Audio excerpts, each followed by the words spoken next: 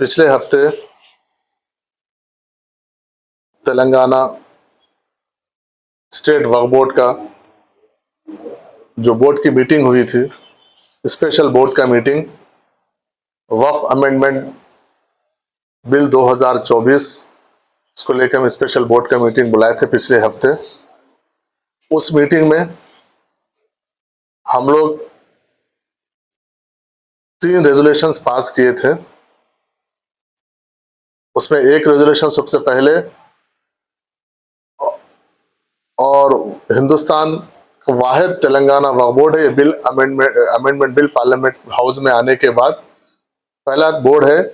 जो इसको यूनानिमसली इसको रिजेक्ट करते हुए एक बिल पास किए थे हम। और उसके बाद उसमें 2 चीजें हम उसमें ऐड किए थे। एक कि हम पार्लियामेंट्री जॉइंट वर्किंग कमेटी को हम जो रिप्रेजेंट करेंगे तेलंगाना वक्फ बोर्ड की जानिब से, इसलिए हम उसके बाद हम उसी दिन जॉइंट वर्किंग कमेटी को हम एक मेल किए थे, हम ऐसा आपके पास आना चाह रहे हैं। और तीसरा ये था कि तमाम नॉन बीजेपी स्टेट्स के वक्फ बोर्ड के चेयरमैन और सीईओज को बुला के हम यहाँ पर एक कॉन्फ्रेंस करेंगे। तो रेजोल्यूशन पास होने के बाद हम गवर्नमेंट को भी रेजोल्यूशंस भेजे हैं और जैसा आप लोग भी जानते हैं, आप मीडिया को भी उस चीज़ के इल्म है। तो हम जब जिस दिन हम रिक्वेस्ट भेजे थे कि हम जेपीसी में हम तेलंगाना आना चाह रहा है जॉइंट वर्किंग कमेटी में, तो हमको दूसरे दिन वहाँ से रिप्लाई आया कि तेलंगाना वक्फ बोर्ड को 6 तारीख के दिन 2:30 बजे का टाइम दिया गया जॉइंट वर्किंग कमेटी की जानिब से। तो उसी सिलसिले में हम बहुत सारे अहम शख्सियात से इस बिल के जो 40 अमेंडमेंट बिल है, इसमें जो इसके ऊपर हम बहुत सारे ब्यूरोक्रेट्स है जो अभी जो आईएएस है, ब्यूरोक्रेट्स है जो रिटायर आईएएस है, सीनियर्स है, और बहुत सारे वकला है, एडवोकेट्स है जो सीनियर एडवोकेट्स है, प्रैक्टिसिंग एडवोकेट्स है, सोशल ऑर्गेनाइजेशन से हम लोग बात किए, रिलीजियस ऑर्गेनाइजेशन से बात करके हम एक कंपेरेटिव हम एक फॉर्मेट तैयार किए जिसमें 1995 का एक्ट है और 2024 का जो अभी प्रपोज्ड बिल है वो रखते हुए हमारे उस पर सजेशंस पूरे सभी 40 उसके ऊपर हम सबको सर्कुलेट किए। उसके बाद हम जो 6 तारीख के दिन हम जो प्रेजेंट करने के लिए जो हमारे पास हम जो डॉक्यूमेंट हम जो रिप्रेजेंटेशन लेके जाएंगे उसका एक रफ ड्राफ्ट लेके हम ये जुमा के दिन ये डिसाइड किए कि हम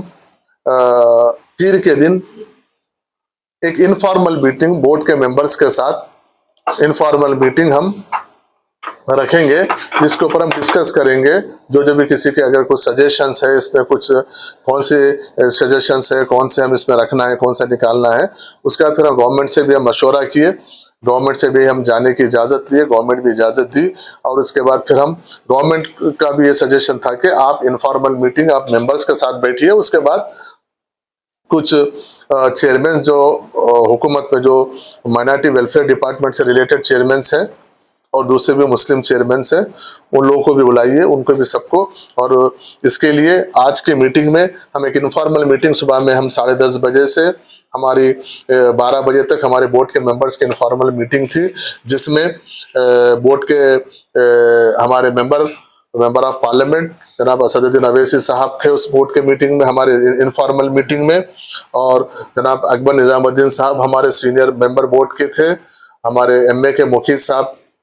एक बोर्ड के मेंबर थे, और निसार हुसैन हैदरी साहब उस बोर्ड के इनफॉर्मल मीटिंग में थे, और वक्फ बोर्ड के नए सीईओ असदुल्ला साहब थे। और उसके बाद वक्फ बोर्ड के जो गए गुज़िश्ता कल तक जो ऑथोराइज ऑफिसर थे लियाकत हुसैन साहब थे, वो मीटिंग में हम इन डिटेल में डिस्कशन किए। डिस्कशन करके सबके सजेशंस हम लिए उसमें, और जिस तरीके से जॉइंट वर्किंग कमेटी काम कर रही है उन सजेशंस वो लोग किस तरीके से उनका क्या उन लोग की इंक्वायरीज है, क्या क्वेश्चंस है, वो लोग क्या पूछ रहे हैं, हमको क्या देना चाहिए, उसके ऊपर डिटेल से उसका डिस्कशन हुआ। और honourable parliament member of parliament Asaduddin Owaisi साहब भी एज ए, क्योंकि वो खुद भी एक जॉइंट वर्किंग कमेटी के मेंबर है, वो भी कुछ सजेशंस दिए कि किस तरीके से हमारा रिप्रेजेंटेशन होना चाहिए, उसके ऊपर डिटेल में डिस्कशन हुआ। उसके बाद 12 बजे से हमारे जो हुकूमत के नुमाइंदे हैं, ख़ास तौर पर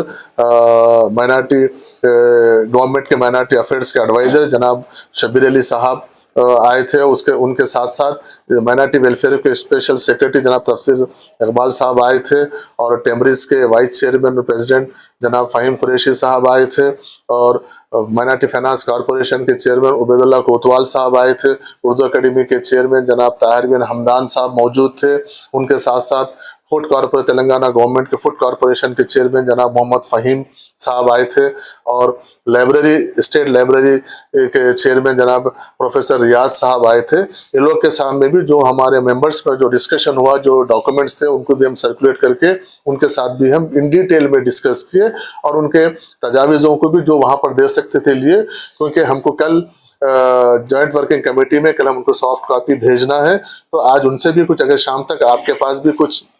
सुझाव हो तो आप दीजिए, रिटर्न में दीजिए। ज़रूरी नहीं है कि 40 के 40